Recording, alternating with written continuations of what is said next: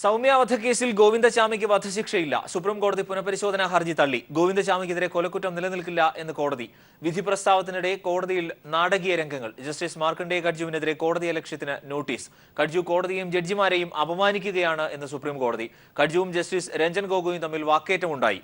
കഡ്ജുവിനെ കോടതിയിൽ നിന്നും വിളിച്ചുകൊണ്ടുപോകാൻ ജഡ്ജി ആവശ്യപ്പെട്ടു. അതേസമയം വിധിയെ വിമർശിക്കാൻ ആർക്കും അധികാരമുണ്ടെന്നും കോടതി നടപടിയെ ഭയപ്പെടുന്നില്ലെന്നും ജസ്റ്റിസ് മാർക്കണ്ഡേയ കഡ്ജു പറഞ്ഞു. സന്തോഷ് സർലിംഗ് ദില്ലിയിൽ നിന്ന്. സന്തോഷ്, എങ്ങനെയായിരുന്നു കോടതി നടപടികൾ? അരുൺ 2 മണിയോടുകൂടി സൗമ്യ വധക്കേസിലെ പുനഃപരിശോധനാ ഹർജിയിലെ അന്തിമവാദത്തിലേക്ക് സുപ്രീം കോടതി കടന്നു. ജസ്റ്റിസ് മാർക്കണ്ഡേയ കഡ്ജു ഏകദേശം 45 മിനിറ്റോളം ഇക്കാര്യത്തിൽ വാദമുഖങ്ങൾ നിരത്തുകയും ചെയ്തു. പ്രധാനമായും മുറിവേറ്റതും അത് സംബന്ധിച്ചുള്ള കാര്യങ്ങളുമാണ് അദ്ദേഹം വാദത്തിൽ ഊന്നി പറഞ്ഞത്. മുറിവുകളുടെ അടിസ്ഥാനത്തിൽ അതുണ്ടാക്കിയത് ഗോവിന്ദചാമി തന്നെ, മരണത്തിലേക്ക് നയിച്ചതും ഗോവിന്ദചാമി തന്നെ എന്ന് കഡ്ജു സമർത്ഥിക്കുകയും ചെയ്തു. സംസ്ഥാന സർക്കാരിന് വേണ്ടി അറ്റോർണി ജനറലും വാദമുഖങ്ങൾ നിരത്തി. അതിനുശേഷം വാദങ്ങളെല്ലാം തള്ളിയ സുപ്രീം കോടതി നേരെ പഴയ നിലപാടിൽ ഉറച്ചു നിന്നു. മരണകാരണമായ മുറിവുണ്ടാക്കിയത് ഗോവിന്ദചാമി തന്നെയെന്ന് സംശയാതീതമായി തെളിയിക്കപ്പെട്ടിട്ടില്ല എന്ന് തന്നെ വ്യക്തമാക്കുകയും ചെയ്തു. തുടർന്ന് തള്ളിക്കൊണ്ടുള്ള ഉത്തരവ് പുറത്തിറക്കിയ സുപ്രീം കോടതിയാണ്. അതിനുശേഷം വളരെ അതിവിചിത്രമെന്ന് പറയുന്ന രീതിയിൽ സുപ്രീം കോടതിയിലെ സമാന ചരിത്രത്തിലൊന്നുമില്ലാത്ത ഒരു സംഭവ വികാസം അരങ്ങേറിയത് കോടതിയിൽ. മാർക്കണ്ഡേയ കഡ്ജു മറ്റൊരു ബ്ലോഗിൽ ഈ സൗമ്യ കേസിലെ വിജ്ഞാനം പുറപ്പെടുവിച്ച ബെഞ്ചായിരുന്ന രഞ്ജൻ ഗൊഗോയെ അപമാനിക്കുന്ന തരത്തിൽ ചില പരാമർശങ്ങൾ പ്രസ്താവന നടത്തിയിരുന്നു. സൗമ്യ കേസുമായി ബന്ധപ്പെട്ട അല്ലെങ്കിൽ പോലും രഞ്ജൻ ഗൊഗോയി സീനിയോറിറ്റി അനുസരിച്ച് അടുത്ത സുപ്രീം കോടതി ചീഫ് ജസ്റ്റിസ് ആകേണ്ട പട്ടികയിലുള്ള ഒരാളാണ് അയാൾ. പക്ഷേ ഭരണഘടനയുടെ അടിസ്ഥാന കാര്യങ്ങൾ പോലും അറിയില്ല എന്ന തരത്തിൽ ഒരു പരാമർശം ഒരു ബ്ലോഗിൽ അദ്ദേഹം കുറിച്ചിരുന്നു. ഈ ബ്ലോഗ് സ്വമേധയാ ഒരു കേസായി പരിഗണിക്കുന്നു എന്ന് അപ്പോൾ തന്നെ സുപ്രീം കോടതിയെ അറിയിച്ചു. ഇതിന്റെ അടിസ്ഥാനത്തിൽ കോടതി അലക്ഷ്യ നടപടികൾ ആരംഭിക്കുകയാണെന്ന് വ്യക്തമാക്കിയ സുപ്രീം കോടതി അപ്പോൾ തന്നെ അവിടെ ഉണ്ടായിരുന്ന അറ്റോർണി ജനറലിനോട് കോടതി അലക്ഷ്യ നടപടികൾക്ക് അനുവാദം ചോദിച്ചു. അനുവാദം അറ്റോർണി ജനറൽ ഇതിനെ എതിർത്തു. കാരണം ഇതൊരു വികാരപരമായ ഒരു വിഷയമാണ്, അതിനെതിരെ കേസെടുക്കേണ്ട കാര്യമില്ല എന്ന തരത്തിൽ അറ്റോർണി ജനറൽ എതിർത്തു. പക്ഷേ ഇത് സുപ്രീം കോടതി പരിഗണിച്ചില്ല. തുടർന്ന് ഇദ്ദേഹത്തിനെതിരെ കേസെടുത്തു. എന്നാൽ വളരെ ശോഭിക്കുന്ന രീതിയിലാണ് കഡ്ജു പ്രതികരിച്ചത്. തന്നെ സഹായിക്കാൻ, ഒരു കേസിൽ സഹായിക്കാൻ വിളിച്ചു വരുത്തുക എന്നൊരു മറ്റൊരു വിഷയത്തിൽ തനിക്കെതിരെ മാനനഷ്ട കേസ് കൈയെടുക്കുക, ഇത് സുപ്രീം കോടതിയിൽ നിന്ന് ഒരിക്കലും ഉണ്ടാകാൻ പാടില്ല എന്ന് പറഞ്ഞു. കോടതി അലക്ഷ്യ കേസ് കെട്ടി തന്നെ ഭയപ്പെടുത്താൻ ശ്രമിക്കേണ്ടെന്ന് വരെ കഡ്ജു പറഞ്ഞു. ഇത് രഞ്ജൻ ഗൊഗോയ് അധ്യക്ഷനായ ബെഞ്ചും കഡ്ജുവും തമ്മിലുള്ള വാഗ്വാദത്തിലേക്ക് വരെ കാര്യങ്ങൾ നീക്കുകയും ചെയ്തു. തുടർന്നാണ് കഡ്ജുവിനെ പുറത്തേക്ക് കൊണ്ടുപോകാൻ ഇവിടെ ആരുമില്ലേ എന്ന് സെക്യൂരിറ്റിയോട് ചോദിച്ചത്. ബെഞ്ച് പിരിയുകയും ചെയ്തു. സന്തോഷ് സർലിംഗ് ദില്ലിയിൽ നിന്ന്. സുപ്രീം കോടതിയിൽ നിന്ന് നീതി പ്രതീക്ഷിച്ചുവെങ്കിലും ലഭിച്ചില്ല എന്ന് സൗമ്യയുടെ അമ്മ സുമതി. ഒരമ്മയ്ക്കും ഈ ഗതി വരരുത് എന്നും ഒരിക്കലും ഗോവിന്ദചാമി ജയിലിൽ നിന്ന് പുറത്തിറങ്ങരുത് എന്നും സുപ്രീം കോടതി വിധിക്ക് ശേഷം സുമതി പ്രതികരിച്ചു. കേസ് വാദിച്ചു തുടങ്ങിയ അവറ്റങ്ങൾ എനിക്ക് വേണ്ടിയിട്ട്, എൻ്റെ കുട്ടിക്ക് വേണ്ടിയിട്ട് രാപ്പകലില്ല കഷ്ടപ്പെട്ടു. എന്നിട്ട് എന്തുണ്ട്, കീഴ്ക്കോടതി ഹൈക്കോടതി നല്ല രീതിയിൽ പോയി. സുപ്രീം കോടതിയിൽ വന്നപ്പോൾ അതിങ്ങനെയല്ല ആയി. ഒരമ്മയ്ക്ക് ഇങ്ങനെ ഒരു ഗതി വരരുത്. ഒരു മകളെ ഓർത്ത് നെഞ്ചുരുകുന്ന ഒരവസ്ഥ ഒരമ്മയ്ക്ക് വരെ. പൊട്ടിക്കരഞ്ഞുകൊണ്ടാണ് സൗമ്യയുടെ അമ്മ സുമതി പുനഃപരിശോധനാ ഹർജി തള്ളിയ സുപ്രീം കോടതി നടപടിയോട് പ്രതികരിച്ചത്. മാർക്കണ്ഡേയ കഡ്ജു അടക്കം എല്ലാവരും മകൾക്ക് വേണ്ടി കോടതിയിലെത്തി. ചെയ്യാൻ കഴിയുന്നതിലും അപ്പുറം അവർ ചെയ്തു. ഒരുപാട് വിഷമമുണ്ടെങ്കിലും ആരെയും കുറ്റപ്പെടുത്തുന്നില്ല. നീതി കിട്ടിയില്ലെങ്കിലും ഗോവിന്ദസ്വാമി ഒരിക്കലും പുറത്തിറങ്ങരുതെന്നും സുമതി പറഞ്ഞു. ഇവിടുത്തെ അവർ പറയണത് കൊലക്കുറ്റം ഇല്ല എന്നാണ് അവർ പറയുന്നത്. എനിക്ക് നീതി കിട്ടിയില്ലെങ്കിൽ അവൻ ഒരു കാലത്ത് പുറത്തിറങ്ങരുതെന്ന് എനിക്കുണ്ട്. കാരണം ഇനി ഒരു സൗമ്യക്ക് ഇങ്ങനത്തെ ഒരു അനുഭവം ഉണ്ടാവരുത്. അവൻ എന്നിട്ട് ഒരിക്കലും ഇങ്ങനെ ഒരു അനുഭവം ഉണ്ടാവരുത്. മകളുടെ ഘാതകന് പരമാവധി ശിക്ഷ ലഭിക്കണമെന്ന ഒരമ്മയുടെ 6 വർഷമായുള്ള പ്രാർത്ഥനയാണ് സുപ്രീം കോടതി നടപടിയിലൂടെ ഇല്ലാതായത്. News bureau, Palakkad. നോട്ടുകൾ പിൻവലിച്ചതിനെ തുടർന്ന് സംസ്ഥാനത്തെ ബാങ്കുകളിലും ATM കൗണ്ടറുകളിലും പ്രശ്നങ്ങൾ തുടരുകയാണ്. തലശ്ശേരിയിൽ പണം മാറ്റാൻ ക്യൂവിൽ നിന്ന ആൾ ബാങ്ക് കെട്ടിടത്തിന് മുകളിൽ നിന്ന് കാൽ വഴുതി വീണ് മരിച്ചു. ഹരിപ്പാട് ക്യൂവിൽ നിന്നയാൾ കുഴഞ്ഞു വീണ് മരിച്ചു. ആലപ്പുഴയിൽ ബാങ്ക് മാനേജർ ഇടപാടുകാരനെ മർദ്ദിച്ചു. 500 രൂപയുടെയും 1000 രൂപയുടെയും കറൻസികൾ കേന്ദ്ര സർക്കാർ പിൻവലിച്ചതുമായി ബന്ധപ്പെട്ട് പ്രശ്നങ്ങളും ആശങ്കകളും തുടരുകയാണ്. ബാങ്കുകളിൽ നോട്ടുകൾ മാറാനെത്തിയവർക്കും ATMകളിൽ പണം പിൻവലിക്കാനെത്തിയവർക്കും കാര്യങ്ങൾ എളുപ്പമായിരുന്നില്ല. സംസ്ഥാനത്തിന്റെ വിവിധ ഭാഗങ്ങളിൽ നിരവധി പ്രശ്നങ്ങളാണ് ഇതുമായി ബന്ധപ്പെട്ട് റിപ്പോർട്ട് ചെയ്യപ്പെട്ടത്. കണ്ണൂർ തലശ്ശേരിയിൽ പണം മാറ്റാൻ ക്യൂവിൽ നിന്ന ആൾ ബാങ്ക് കെട്ടിടത്തിന് മുകളിൽ നിന്ന് കാൽവഴുതി വീണ് മരിച്ചു. പിണറായി KSEB ജീവനക്കാരൻ ഉണ്ണിയാണ് മരിച്ചത്. ആലപ്പുഴ ഹരിപ്പാട് ക്യൂവിൽ നിന്നയാൾ കുഴഞ്ഞു വീണ് മരിച്ചു. ഹരിപ്പാട് SBT ശാഖയിൽ ക്യൂ നിന്ന കുമാരപുരം സ്വദേശി കാർത്തികേയനാണ് മരിച്ചത്. ബാങ്കുകളുടെ പ്രവർത്തനം താറുമാറായതോടെ ബാങ്കുകളിലെത്തുന്ന ഇടപാടുകാരും ജീവനക്കാരും തമ്മിലുള്ള തർക്കങ്ങൾ രൂക്ഷമായിരിക്കുകയാണ്. പലയിടത്തും ഇത് കയ്യേറ്റങ്ങളിൽ കലാശിക്കുന്നു. പണമിടപാടുമായി ബന്ധപ്പെട്ട പ്രശ്നത്തിൽ ആലപ്പുഴയിൽ ബാങ്ക് മാനേജർ ഇടപാടുകാരനെ മർദ്ദിച്ചു. ദേശസാൽകൃത ബാങ്കിലെ മാനേജറാണ് ഇടപാടുകാരനെ തല്ലിയത്. പരുക്കേറ്റ യുവാവിനെ ആലപ്പുഴ ജനറൽ ആശുപത്രിയിൽ പ്രവേശിപ്പിച്ചു. സംഭവത്തിൽ പോലീസ് കേസെടുത്തിട്ടുണ്ട്. സംസ്ഥാനത്തെ മിക്ക ബാങ്കുകളിലും സമാനമായ സ്ഥിതിയാണ് നിലനിൽക്കുന്നത്. News desk. 2 ദിവസത്തിന് ശേഷം വീണ്ടും ATMകൾ തുറന്നപ്പോൾ സംസ്ഥാനത്ത് അനുഭവപ്പെട്ടത് വലിയ തിരക്കായിരുന്നു. രാവിലെ മുതൽ തന്നെ ATM കേന്ദ്രങ്ങളിലേക്ക് പണം പിൻവലിക്കാനായി നൂറുകണക്കിന് ആളുകളാണ് എത്തിയത്. അതേസമയം സ്വകാര്യ ബാങ്കുകളുടെ ATMകൾ അധികവും കറൻസികൾ ഇല്ലാത്തതിനാൽ ഇന്നും പ്രവർത്തിച്ചില്ല. പണമിടപാടുകൾ സാധാരണഗതിയിലാകാൻ ഒരാഴ്ചയെങ്കിലും എടുത്തേക്കും. 2 ദിവസത്തെ ഇടവേളയ്ക്ക് ശേഷം ATM കേന്ദ്രങ്ങൾ വീണ്ടും തുറന്നപ്പോൾ എല്ലായിടങ്ങളിലും വലിയ ജനത്തിരക്കാണ് ഉണ്ടാകുന്നത്. പലയിടങ്ങളിലും മണിക്കൂറുകൾക്കകം ATMൽ പണം തീരുന്ന സാഹചര്യവുമുണ്ടായി. സ്വകാര്യ ബാങ്കുകളുടെ ATM കേന്ദ്രങ്ങൾ അധികവും ഇന്നും അടഞ്ഞുകിടന്നതാണ് ജനങ്ങളെ വലച്ചത്. തുറന്ന ATMകൾക്ക് മുന്നിൽ രാവിലെ മുതൽ തന്നെ വലിയ നിര രൂപപ്പെട്ടിരുന്നു. 2 ദിവസം ക്യാഷില്ലാതെ വളരെയധികം ബുദ്ധിമുട്ടായിരുന്നു. കാരണം രാവിലെ പോയി പല ATM കൗണ്ടറിലും നെട്ടോട്ട് ഓടിയിട്ടും ഇല്ല. പിന്നെ ഇപ്പോൾ ഇവിടെ സ്റ്റാച്യൂവിൽ തുറന്നു നിറഞ്ഞുകൊണ്ടാണ് ഇപ്പം ഓടി ഇവിടെ എത്തിയത് തന്നെ. 3-4 സ്ഥലത്ത് പോയിട്ട് വന്നു, അവിടെയൊന്നും ഇല്ല, തുറന്നിട്ട് പോലും ഇല്ലായിരുന്നു.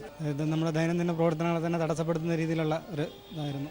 100 രൂപ 50 രൂപ നോട്ടുകളായി പരമാവധി 2000 രൂപ മാത്രമാണ് നിലവിൽ ATMകളിൽ നിന്ന് ലഭിക്കുന്നത്. മിക്ക ATMകളിലും മണിക്കൂറുകൾക്കകം പണം പലതവണ വീണ്ടും നിറയ്ക്കേണ്ടി വന്നു. ബാങ്കുകളിലെ 100-50 കറൻസികൾ തീരുന്നതിന് മുമ്പ് റിസർവ് ബാങ്കിൽ നിന്നും കറൻസികൾ എത്തിയില്ലെങ്കിൽ ATMകളിലൂടെയും പണം ലഭിക്കാതെയാകുമെന്ന് ബാങ്ക് അധികൃതർ പറഞ്ഞു. വേണ്ടത്ര കറൻസി സപ്ലൈ വിശിഷ്യ 100-50 ഡിനോമിനേഷൻ നോട്ട്സ് വേണ്ടത്ര ബാങ്ക് ശാഖകൾ എത്തിച്ചിട്ടില്ല. അതിൻ്റെ ഒരു പ്രയാസമാണ് കസ്റ്റമേഴ്സ് നേരിടുന്നത്. അസാധുവായ നോട്ടുകൾ മാറ്റിവാങ്ങാൻ ബാങ്കുകളിൽ ഇന്നും വലിയ തിരക്കാണുണ്ടായത്. പ്രത്യേക സാഹചര്യം കണക്കിലെടുത്ത് ബാങ്കുകൾ കൂടുതൽ സമയം പ്രവർത്തിക്കുന്നുണ്ട്. എങ്കിലും പണമിടപാടുകൾ സാധാരണഗതിയിലാകാൻ ഒരാഴ്ചയെങ്കിലും എടുക്കുമെന്ന് ബാങ്ക് അധികൃതർ വ്യക്തമാക്കുന്നു. ക്യാമറാമാൻ ദേവദത്തിനൊപ്പം ജിതിൻ ചന്ദ്രൻ, തിരുവനന്തപുരം. രാജ്യത്തെ ഭൂരിഭാഗം ATMകളും ഇന്നും നിശ്ചലമായി. ദില്ലി ഉൾപ്പെടെ മിക്ക സംസ്ഥാനങ്ങളിലെ ATMകളിലും പണം നിറയ്ക്കാൻ ബാങ്കുകൾക്കായില്ല. 100-50 രൂപ നോട്ടുകൾ തീർന്നതാണ് പ്രശ്നം രൂക്ഷമാകാൻ കാരണമെന്ന് ബാങ്കുകൾ വിശദീകരിച്ചു. സ്റ്റേറ്റ് ബാങ്കിന്റെ ഉൾപ്പെടെയുള്ള ബാങ്കുകൾക്ക് മുന്നിൽ സംഘർഷമുണ്ടായി. പ്രതിസന്ധി എത്രയും വേഗം പരിഹരിക്കുമെന്ന് റിസർവ് ബാങ്ക് വിശദീകരിക്കുമ്പോഴും 10 ദിവസമെങ്കിലും കഴിയാതെ ATMകൾ പ്രവർത്തനക്ഷമം ആകില്ല എന്നാണ് വിവരം. രാജ്യതലസ്ഥാനത്ത് ATMകൾ ഒന്നും പ്രവർത്തിക്കാത്ത സ്ഥിതിയിലാണ്. വലിയ ക്യൂ ഒക്കെയാണ് കാണുന്നത്. കുറച്ച് സമയങ്ങൾക്ക് മുമ്പ് ചില ബാങ്കുകളിലെ ATMകൾ മാത്രം ഭാഗികമായി പ്രവർത്തിച്ചു തുടങ്ങിയിട്ടുണ്ട്. ഈ ATMകൾക്ക് മുന്നിൽ വലിയ ക്യൂവും ദൃശ്യമാണ്. ഇന്നലെ കേന്ദ്ര ധനകാര്യമന്ത്രി അരുൺ ജെയ്റ്റ്ലി വ്യക്തമാക്കിയിരുന്നത് ഇന്ന് അർദ്ധരാത്രി മുതൽ വളരെ കൃത്യമായി ATMകൾ പ്രവർത്തിച്ചു തുടങ്ങുമെന്നാണ് അറിയിച്ചിരുന്നത്. എന്നാൽ ഇന്ന് പുലർച്ചെ മുതൽ രാജ്യതലസ്ഥാനത്ത് പോലും പല ATMകളും പ്രവർത്തനക്ഷമമല്ല. ഇതിനെ തുടർന്ന് ബാങ്കുകളിൽ നേരിട്ടെത്തി പണം കൈമാറുന്നതിനുള്ള ശ്രമമാണ് ജനങ്ങൾ എന്തായാലും നടത്തുന്നത്. വിവിധ രീതിയിൽ പല സ്ഥലങ്ങളിൽ നിന്നും എത്തിയ യാത്ര കഴിഞ്ഞു മറ്റും എത്തിയ ആളുകൾ കുടുങ്ങിക്കിടക്കുന്ന ഒരു അവസ്ഥയുമാണ് ദില്ലിയിൽ നിന്നും മറ്റും വ്യക്തമാകുന്നത്. ഇവരുടെ പ്രതികരണങ്ങളിലേക്കൊക്കെ നമുക്കൊന്ന് പോകാം. ചേട്ടൻ എങ്ങനെയാണ്, എത്ര നേരം? ഞാനിപ്പോൾ ഏകദേശം 2 മണിക്കൂർ നേരമായി ATMന്റെ മുമ്പിൽ വെയിറ്റ് ചെയ്യാണ്. പണം കിട്ടാതെ ഞങ്ങൾ എന്താ ചെയ്യുക? ഞങ്ങൾ കഴിഞ്ഞ ദിവസം ട്രെയിനിൽ നിന്ന് യാത്ര ചെയ്യായിരുന്നു. ഞങ്ങൾക്ക് ട്രെയിനിലൂടെ വരുന്ന സമയത്ത് ഞങ്ങൾക്ക് കാപ്പി കുടിക്കാനോ ചായ കുടിക്കാനൊന്നും കഴിഞ്ഞില്ല. ഞങ്ങൾ വല്ലാതെ ബുദ്ധിമുട്ടി. ഞങ്ങൾക്ക് പൈസ കൊടുത്തെങ്കിലും ഞങ്ങൾക്ക് 500 1000 നമ്മൾ യാത്ര ചെയ്യുന്ന സമയത്ത് സാധാരണ ഉപയോഗിക്കുക. അപ്പോൾ ഉണ്ടായിരുന്ന പൈസ എല്ലാം തീർന്നതുകൊണ്ട് ഞങ്ങൾക്ക് തുടർച്ചയായിട്ടുള്ള സമയങ്ങളിൽ ഭക്ഷണം കഴിക്കാൻ കഴിയാതെ ഞങ്ങൾ വളരെ ബുദ്ധിമുട്ടിയിട്ടുണ്ട്. പക്ഷേ കഴിഞ്ഞ ദിവസം ഞങ്ങൾ ഇന്നലെയാണെങ്കിൽ എക്സ്ചേഞ്ച് ചെയ്യാൻ വേണ്ടിയിട്ട് ബാഗിൽ ചെന്നിട്ട് മോർ ദാൻ 1 അവർ ഞങ്ങൾക്ക് ക്യൂ നിന്നതിന് ശേഷമാണ് ഞങ്ങൾക്ക് എക്സ്ചേഞ്ച് ചെയ്ത് കിട്ടിയത് തന്നെ. അതും കിട്ടിയിരിക്കുന്നത് 2000-ൻ്റെയാണ്. അതുമായിട്ട് നമുക്ക് ഓട്ടോ കയറാൻ കഴിയുന്നില്ല, യാത്ര ചെയ്യാൻ കഴിയുന്നില്ല. ഇത് വലിയ പ്രശ്നമാണ് ഉണ്ടാക്കിയിരിക്കുന്നത്. എന്തായാലും ജനങ്ങളുടെ പ്രശ്നങ്ങൾ കൂടുതൽ പ്രതിസന്ധി രൂക്ഷമാക്കുകയാണ്. ബാങ്കുകൾ നൽകുന്ന വിശദീകരണം 100-ൻ്റെയും 50-ൻ്റെയും നോട്ടുകൾ മാത്രമേ ATMകളിൽ നിറയ്ക്കാൻ സാധിക്കുകയുള്ളൂ. പുതിയ 2000-ൻ്റെ നോട്ടുകൾ സാങ്കേതികമായി ഇപ്പോഴത്തെ ATMകളിൽ നിറയ്ക്കാൻ സാധിക്കില്ല. ഇതിനാൽ ഇന്നലെ ഉച്ചയോടുകൂടി തന്നെ 100-ൻ്റെയും 50-ൻ്റെയും നോട്ടുകളൊക്കെ തീർന്നു കഴിഞ്ഞ സ്ഥിതിയാണ്. അതിനാലാണ് ഈ പ്രതിസന്ധി ഇപ്പോൾ നിലനിൽക്കുന്നതെന്ന് ബാങ്കുകൾ വിശദീകരിക്കുന്നു. ഇന്ന് ഉച്ചയോടുകൂടി ഈ പ്രശ്നങ്ങൾ പരിഹരിക്കാമെന്നാണ് രാവിലെ റിസർവ് ബാങ്ക് നൽകിയിരുന്ന വിശദീകരണം. എന്നാൽ ബാങ്കുകൾ നേരിട്ട് അറിയിക്കുന്നത് തങ്ങൾക്ക് ഇപ്പോൾ പണമൊന്നും ലഭിച്ചിട്ടില്ല. ഇതിനാൽ തന്നെ ഈ പ്രതിസന്ധി ഉടനടി പരിഹരിക്കാനാകുമെന്നൊരു ഉറപ്പ് ബാങ്കുകൾ നൽകാത്തൊരു സാഹചര്യമാണ്. അതിനാൽ കൂടുതൽ പ്രശ്നങ്ങൾ രൂക്ഷമാവുകയാണ് രാജ്യതലസ്ഥാനത്ത്. നോട്ട് നിരോധനം വീണ്ടും ഒരു വീട്ടമ്മയുടെ കൂടി ജീവനെടുത്തു. ഭർത്താവിന്റെ ചികിത്സയ്ക്കായി സ്ഥലം വിറ്റ് സൂക്ഷിച്ചിരുന്ന നോട്ടിന് വില ഇല്ല എന്നറിഞ്ഞാണ് 55 വയസ്സുകാരി ആത്മഹത്യ ചെയ്തത്. തെലങ്കാനയിലാണ് സംഭവം. കഴിഞ്ഞ ദിവസം ഉത്തർപ്രദേശിൽ ഉണ്ടായ 2000 നോട്ടിന് വിലയില്ല എന്നറിഞ്ഞ് അലക്ക് തൊഴിലാളിയായ സ്ത്രീ കുഴഞ്ഞു വീണ് മരിച്ചിരുന്നു. തെലങ്കാനയിലെ മഹബൂബാബാദ് ജില്ലയിലാണ് 55 വയസ്സുകാരിയായ സ്ത്രീ കയ്യിലുണ്ടായിരുന്ന നോട്ടിന് വിലയില്ലെന്നറിഞ്ഞ് ആത്മഹത്യ ചെയ്തത്. സ്ട്രോക്ക് മൂലം ശരീരം തളർന്ന ഭർത്താവിന്റെ ചികിത്സാ ആവശ്യത്തിനായി 12 ഏക്കർ ഭൂമി വീട്ടമ്മ വിറ്റിരുന്നു. ഭർത്താവിന്റെ തുടർ ചികിത്സയ്ക്കായും മകളുടെ വിവാഹത്തിനുമായി ഈ 56 ലക്ഷം രൂപ സ്ത്രീ കയ്യിൽ തന്നെ സൂക്ഷിച്ചിരുന്നു. സ്ഥലം വിറ്റ് കിട്ടിയ കയ്യിലുള്ള നോട്ട് അസാധുവായെന്ന് അറിഞ്ഞതോടെയാണ് വീട്ടമ്മ ആത്മഹത്യ ചെയ്തത്. സംഭവത്തിൽ ജില്ലാ മജിസ്ട്രേറ്റ് അന്വേഷണത്തിന് ഉത്തരവിട്ടു. കഴിഞ്ഞ ദിവസം കയ്യിൽ ആകെയുണ്ടായിരുന്ന 2000 രൂപയുടെ നോട്ടുകൾക്ക് വിലയില്ലെന്നറിഞ്ഞ് ഉത്തർപ്രദേശിൽ അലക്കുകാരിയായ സ്ത്രീ കുഴഞ്ഞു വീണ് മരിച്ചിരുന്നു. ചില്ലറയില്ലാത്തതിനാൽ വാഹനത്തിൽ പെട്രോൾ നിറയ്ക്കാൻ കഴിയാത്തതിനാൽ ആശുപത്രിയിൽ എത്തിക്കാൻ വൈകിച്ച 8 വയസ്സുകാരിയും മരിച്ചിരുന്നു. ഇതോടെ നോട്ട് നിരോധനത്തിൽ ഉത്തർപ്രദേശിന് പിന്നാലെ മറ്റു സംസ്ഥാനങ്ങളിലും മരണസംഖ്യ വർദ്ധിക്കുകയാണ്. News bureau, Delhi. നോട്ട് നിരോധന തീരുമാനം ജനങ്ങളെ നെട്ടോട്ടത്തിലാക്കിയതോടെ പ്രധാനമന്ത്രി നരേന്ദ്രമോദിക്ക് സൈബർ ലോകത്തു നിന്നും തിരിച്ചടി. ട്വിറ്ററിൽ ഏറ്റവും അധികം ആരാധകരുണ്ടായിരുന്ന മോദിയെ 3 ദിവസത്തിനുള്ളിൽ 3 ലക്ഷം പേരാണ് അൺഫോളോ ചെയ്തത്. വരാൻ പോകുന്ന തെരഞ്ഞെടുപ്പുകളിലും ഈ പ്രതിഷേധം പ്രതിഫലിക്കും എന്നാണ് റിപ്പോർട്ട്. യാതൊരു മുന്നറിയിപ്പുമില്ലാതെ ഒറ്റ രാത്രി കൊണ്ട് 500-1000 രൂപ നോട്ടുകൾ പിൻവലിച്ച പ്രധാനമന്ത്രി നരേന്ദ്രമോദിയുടെ തീരുമാനത്തിനെതിരെ വിവിധ കോണുകളിൽ നിന്ന് പ്രതിഷേധമുയരുമ്പോൾ സൈബർ ലോകവും മാറി നിന്നില്ല. തങ്ങളുടെ ട്വിറ്റർ അക്കൗണ്ടിൽ നിന്ന് മോദിയെ അൺഫോളോ ചെയ്തുകൊണ്ടായിരുന്നു പ്രതിഷേധം രേഖപ്പെടുത്തിയത്. പ്രഖ്യാപനമുണ്ടായ നവംബർ 9-ന് 3 ലക്ഷം പേരാണ് മോദിയെ ട്വിറ്ററിൽ നിന്ന് അൺഫോളോ ചെയ്തത്. ട്വിറ്റർ കൗണ്ടർ അനലിറ്റിക്കൽ സർവീസസ് നൽകുന്ന വിവരപ്രകാരം കഴിഞ്ഞ 3 ദിവസത്തിനുള്ളിൽ 3.13 ലക്ഷം ട്വിറ്റർ അനുയായികളെയാണ് മോദിക്ക് നഷ്ടമായത്. 3.18 ലക്ഷം ആരാധകർ മോദിയെ ഉപേക്ഷിച്ചുവെന്ന് മറ്റൊരു സൈറ്റായ ട്രാക്കലിറ്റിക്സും റിപ്പോർട്ട് ചെയ്യുന്നു. ട്വിറ്ററിൽ 23.8 മില്യൺ അനുയായികളുമായി ഇന്ത്യക്കാരിൽ ഒന്നാമനായി നിന്ന മോദിക്ക് ഇത് വൻ തിരിച്ചടിയായി. ഈ നില തുടർന്നാൽ സൈബർ ലോകത്തുണ്ടായ ആരാധക നഷ്ടം വരുന്ന UP അടക്കമുള്ള സംസ്ഥാനങ്ങളിലെ തെരഞ്ഞെടുപ്പുകളെയും ബാധിക്കുമെന്ന് രാഷ്ട്രീയ നിരീക്ഷകർ വിലയിരുത്തുന്നു.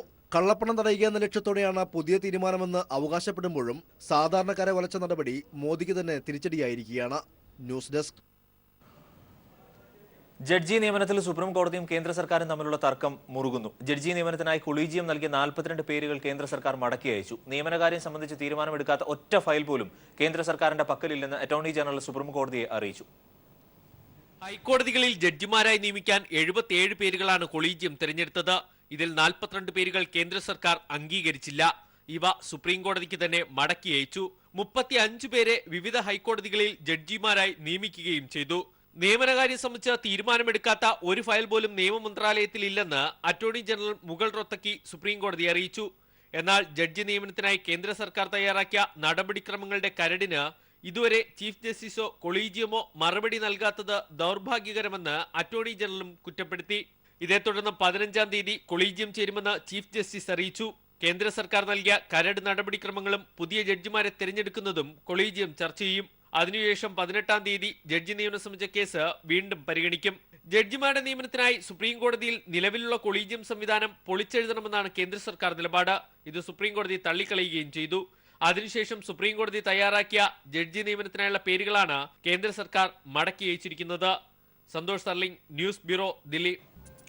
സംഘപരിവാർ ഇന്ത്യൻ ചരിത്രത്തെ വികലമാക്കാൻ ശ്രമിക്കുന്നുവെന്ന് മുഖ്യമന്ത്രി പിണറായി വിജയൻ. വർഗീയത കലർത്തി ചരിത്രത്തെ അവതരിപ്പിക്കാനാണ് ശ്രമമെന്നും പിണറായി പറഞ്ഞു. തൃശൂരിൽ പുക്കാസ സമ്മേളനത്തിൽ സംസാരിക്കുകയായിരുന്നു അദ്ദേഹം. സംഘപരിവാർ ഇന്ത്യൻ ചരിത്രത്തെ വികലമാക്കി വർഗീയത കലർത്തി അവതരിപ്പിക്കാനാണ് ശ്രമിക്കുന്നത്. ഇത്തരത്തിലുള്ള ഇടപെടലുകൾ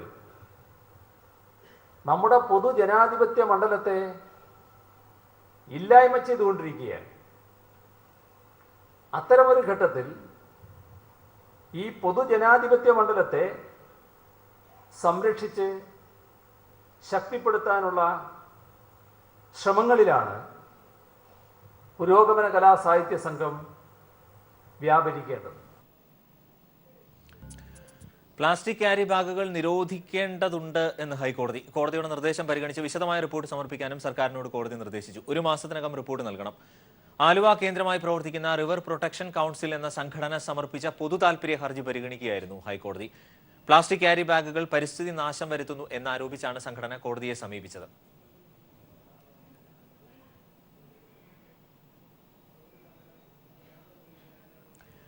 ഉത്തർപ്രദേശിലെ ഗാസിയാബാദിൽ വസ്ത്രനിർമ്മാണ ഫാക്ടറിയിലുണ്ടായ തീപിടുത്തത്തിൽ 12 പേർ വെന്തു മരിച്ചു. നിരവധി പേർക്ക് പരിക്കേറ്റു. ഗാസിയാബാദ് ജില്ലയിലെ സഹിബാബാദിലുണ്ടായ ഫാക്ടറിയിൽ രാവിലെയായിരുന്നു സംഭവം. പരിക്കേറ്റവരെ വിവിധ ആശുപത്രികളിൽ പ്രവേശിപ്പിച്ചിരിക്കുകയാണ്. എന്നാൽ തീപിടുത്തത്തിന്റെ കാരണം ഇതുവരെ വ്യക്തമായിട്ടില്ല. വർദ്ധിച്ചു വരുന്ന ദളിത് പീഡനങ്ങൾക്കെതിരെ രാഷ്ട്രീയത്തിന് അതീതമായ ഐക്യം കെട്ടിപ്പടുക്കാൻ ആഹ്വാനം ചെയ്ത് KSKTU സംസ്ഥാന സമ്മേളനം മൂവാറ്റുപുഴയിൽ സമാപിച്ചു. ഈ മാസം 22-ന് രാജ്ഭവനിലേക്കും കേന്ദ്ര സർക്കാർ ഓഫീസുകളിലേക്കും ദളിത് പീഡന വിഷയം ഉയർത്തി മാർച്ച് സംഘടിപ്പിക്കും. MV ഗോവിന്ദൻ മാസ്റ്റർ പ്രസിഡന്റും NR ബാലൻ ജനറൽ സെക്രട്ടറിയുമായി 92 അംഗ സംസ്ഥാന സമിതിയും സമ്മേളനം തെരഞ്ഞെടുത്തു.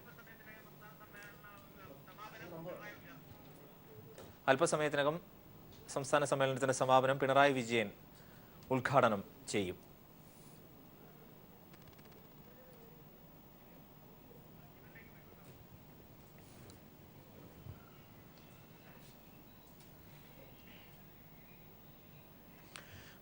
മറ്റൊരു സുപ്രധാനമായ വാർത്തയിലേക്ക്. കൊല്ലം ജില്ലയിലെ അഞ്ചലിൽ തടിക്കാട് HSൽ വിദ്യാർത്ഥിയെ അധ്യാപകരും ഡ്രൈവറും ചേർന്ന് ക്രൂരമായി മർദ്ദിച്ചു. ഗുരുതരാവസ്ഥയിൽ ഇപ്പോൾ വിദ്യാർത്ഥി തിരുവനന്തപുരം മെഡിക്കൽ കോളേജ് ആശുപത്രിയിലാണ്. വിദ്യാർത്ഥിയുടെ കയ്യിലെ മാംസഭാഗങ്ങൾ അറ്റുപോയ നിലയിൽ കൂടിയായിരുന്നു. S ജീവൻകുമാർ ന്യൂസ് റൂമിൽ നിന്ന് ചേരുന്നു. ജീവൻ, എന്തായിരുന്നു സംഭവിച്ചത്? അരുൺ, വളരെ ഞെട്ടിപ്പിക്കുന്ന ഒരു വാർത്തയാണ് നമുക്ക് പറയാനുള്ളത്. ഇന്ന് രാവിലെയോടുകൂടിയായിരുന്നു ഈ സംഭവം ഉണ്ടായത്. കൊല്ലം അഞ്ചലിൽ തടിക്കാട് THS സ്കൂളിലെ ഷജീർ എന്ന +2 വിദ്യാർത്ഥിക്കാണ് ഗുരുതരമായി പരിക്കേറ്റത്. ഇന്ന് രാവിലെ സംഭവത്തിന്റെ രത്നച്ചുരുക്കം ഇങ്ങനെയാണ്. കഴിഞ്ഞ ഏതാണ്ട് 1 മാസമായി ഈ വിദ്യാർത്ഥി സ്കൂളിൽ വരുന്നുണ്ടായിരുന്നില്ല. തുടർന്ന് ഈ രക്ഷിതാവിനെ വിളിച്ചുകൊണ്ട് വരണം എന്ന് ഈ വിദ്യാർത്ഥിയോട് പറഞ്ഞു. തുടർന്ന് ഷജീർ തൻ്റെ ഉമ്മയുമായി ആദ്യം ഷജീർ സ്കൂളിലെത്തുകയും തുടർന്ന് ഉമ്മ പുറകെ വരികയുമായിരുന്നു. എന്നാൽ വരുന്ന വഴി ഉമ്മ ഒരു ബൈക്ക് ആക്സിഡന്റിൽ പെട്ടു. അതേ തുടർന്നുണ്ടായ മാനസിക വിഷമത്തിൽ ഷജീർ സ്കൂളിലെ അധ്യാപകരുമായി വാക്കേറ്റത്തിൽ ഏർപ്പെട്ടു. വാക്കേറ്റം ഒരു ഘട്ടം കഴിഞ്ഞപ്പോൾ അധ്യാപകർ ഷജീറിനെ ഒരു മുറിയിൽ പൂട്ടിയിട്ടു. തുടർന്ന് അധ്യാപകരായ പ്രിൻസിപ്പൽ റംല ബീഗം, ജ്യോതികുമാർ, റഷീദ് എന്നീ അധ്യാപകരുടെ നേതൃത്വത്തിൽ സ്കൂളിലെ ഡ്രൈവറും കൂടെ ചേർന്നുകൊണ്ടാണ് വിദ്യാർത്ഥിയെ മൂർച്ചയേറിയ ഒരു ആയുധം ഉപയോഗിച്ച് കയ്യിൽ വെട്ടിയത്. തുടർന്ന് ഇടത് കൈയിലെ മാംസം അറ്റുതെറിക്കുകയായിരുന്നു. തുടർന്ന് ഈ തലയ്ക്കും പുറത്തുമെല്ലാം ഗുരുതരമായി പരിക്കേറ്റ ഷജീറിനെ ഇപ്പോൾ തിരുവനന്തപുരം മെഡിക്കൽ കോളേജിൽ പ്രവേശിപ്പിച്ചിരിക്കുകയാണ്. തീർച്ചയായും വളരെ ഗുരുതരമായ ഒരു സംഭവമാണ് ഉണ്ടായിരിക്കുന്നത്. ഒരു വിദ്യാർത്ഥിയെ അതിക്രൂരമായിട്ടാണ് മർദ്ദിച്ചത്. എന്നാൽ ഇത് സംബന്ധിച്ച് നമ്മൾ സ്കൂൾ അധികാരികളുമായി ബന്ധപ്പെട്ടപ്പോൾ അവർ പ്രതികരിക്കാൻ കൂട്ടാക്കിയില്ല. പോലീസിന്റെ ഭാഗത്തു നിന്ന് വിശദീകരണവും ഈ കാര്യത്തിൽ വരുന്നുണ്ട്. ഷജീർ സ്കൂളിൽ ബഹളം ഉണ്ടാക്കിയപ്പോൾ പോലീസിനെ വിളിക്കും എന്ന് പറഞ്ഞതിനെ തുടർന്ന് സ്കൂളിലെ ജനൽ ഷജീർ തന്നെ ഇടിച്ചു മുറിക്കുകയായിരുന്നു എന്നാണ് പോലീസ് മൊഴിയെടുത്തപ്പോൾ ഈ സ്കൂൾ അധികാരികൾ പോലീസിന് നൽകിയിരിക്കുന്ന മൊഴി. എന്നാൽ ഇത്തരത്തിൽ ഒരു ഗുരുതരമായ പരിക്കാണ് എന്നതിനെ സംബന്ധിച്ച് പോലീസിന് ഈ ഘട്ടത്തിലും കാര്യമായ വിവരമില്ലായിരുന്നു. ഇപ്പോൾ അവർ ഈ ദൃശ്യങ്ങൾ പോലീസിന്റെ പക്കൽ എത്തിയതിനെ തുടർന്ന് പോലീസ് ഇപ്പോൾ സംഭവത്തിൽ സ്കൂൾ അധികാരികളെ ബന്ധപ്പെടുത്തിക്കൊണ്ട് കേസ് രജിസ്റ്റർ ചെയ്യാനുള്ള തയ്യാറെടുപ്പിലാണ്. ജീവൻ, മൂർച്ചയേറിയ ഏതെങ്കിലും ആയുധം ഉപയോഗിച്ചാണോ ഈ ആക്രമണം നടത്തിയിരിക്കുന്നത്? പ്രത്യേകിച്ച് ആ ഇടതുകൈയുടെ ആ മാംസഭാഗം കൃത്യമായി അടർന്നു മാറിയിട്ടുണ്ട്. അത്രയ്ക്ക് ഗുരുതരമായ മുറിവാണ്. ഡീപ് വൂണ്ട് എന്ന് തന്നെ അതിനെ വിശേഷിപ്പിക്കാവുന്നതാണ്, പറയാവുന്നതാണ്. അത്തരത്തിലുള്ള ഗുരുതരമായ ആക്രമണം തന്നെയാണോ നടന്നത്? അധ്യാപകരുമായി രാവിലെ വാക്കേറ്റം ഉണ്ടായിരുന്നു എന്നത് ഷജീർ തന്നെ നമ്മളോട് സമ്മതിച്ചിട്ടുണ്ട്. എന്നാൽ ഒരു വാക്കേറ്റത്തിനപ്പുറം അത് സ്വന്തം ഉമ്മ ആക്സിഡന്റ് ആയ ആ ഒരു മനോവിഷമത്തിൽ താൻ അധ്യാപകരോട് കയർത്ത് സംസാരിച്ചിരുന്നു. അതിനപ്പുറം വേറെ ഏതെങ്കിലും തരത്തിലുള്ള ഒന്നും ഉണ്ടായിരുന്നില്ല. എന്നാൽ കയർത്ത് സംസാരിക്കുന്നത് കണ്ടുകൊണ്ട് 2 അധ്യാപകർ ആദ്യം വന്നു. ഇവിടെ ബഹളം ഉണ്ടാക്കരുത് എന്ന് പറഞ്ഞപ്പോൾ ഒരു അധ്യാപകന്റെ കൈ താൻ തട്ടിമാറ്റി.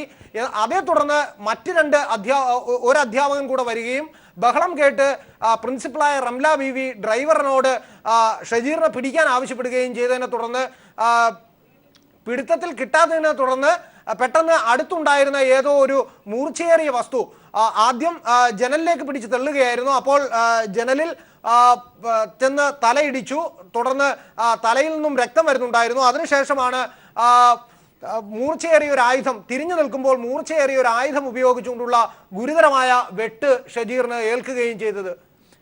ഒരുപക്ഷെ കേരളത്തിൽ ആദ്യമായിട്ടായിരിക്കും നേരത്തെ ജീവൻ സൂചിപ്പിച്ച പോലെ തന്നെ അധ്യാപകൻ വിദ്യാർത്ഥിയെ വെട്ടി പരിക്കേൽപ്പിക്കുന്നത്, ഈ സാഹചര്യം ഉണ്ടായിരിക്കുന്നത്. അതും ഒരു അധ്യാപിക കൂടി അടങ്ങിയ സംഘം. എങ്ങനെയാണ് അതിനെ കാണാനാവുക? അരുൺ, ഇതിനു മുമ്പും ഇവർക്കെതിരെ ഗുരുതരമായ ആരോപണങ്ങൾ ഉണ്ടായതായിട്ടാണ് അവിടെ നിന്നുള്ള സ്കൂൾ വിദ്യാർത്ഥികൾ നമ്മളോട് പറയുന്നത്. കാരണം കഴിഞ്ഞ കുറേ നാളുകളായി ചില വിദ്യാർത്ഥികളെ ഇവർ പുറത്തു നിർത്തിയിരിക്കുകയായിരുന്നു. അതേ തുടർന്ന് ഒരു ചെറിയ സംഘർഷം തന്നെ അവിടെ ഉണ്ടായിരുന്നു. നേരത്തെ 2006 സമരം, ഒരു വിദ്യാർത്ഥി സമരത്തിന്റെ ഭാഗമായി സമരം എടുക്കാനായി വന്ന വിദ്യാർത്ഥികൾക്ക് നേരെ എയർഗൺ ചൂണ്ടിയ സംഭവം ഈ പ്രിൻസിപ്പലിന്റെ ഭാഗത്തുണ്ടായിരുന്നതായി അന്നുണ്ടായിരുന്ന പൂർവ്വ വിദ്യാർത്ഥികൾ നമ്മളോട് പറയുന്നു. എന്തായാലും വളരെ ഗുരുതരമായ ഒരു സംഭവമാണ് നടന്നിരിക്കുന്നത്. ഒരു അധ്യാപകൻ സാധാരണഗതിയിൽ മർദ്ദിക്കുന്നത്, ഒരു ചൂരൽ കൊണ്ട് മർദ്ദിക്കുന്നത് അത്ര കേട്ട് പരിചയിക്കുന്ന ഒരു കാര്യം തന്നെയാണ്. എന്നാൽ ഇത്തരത്തിൽ വെട്ടിപ്പരിക്കേൽപ്പിക്കുക എന്നത് ഒരുപക്ഷെ നമ്മളുടെ മാധ്യമ ചരിത്രത്തിൽ തന്നെ ആദ്യമായി കേട്ടുകേൾവിയില്ലാത്ത ഒരു സംഭവമാണ് എന്ന് പറയേണ്ടതായി വരും. അരുൺ.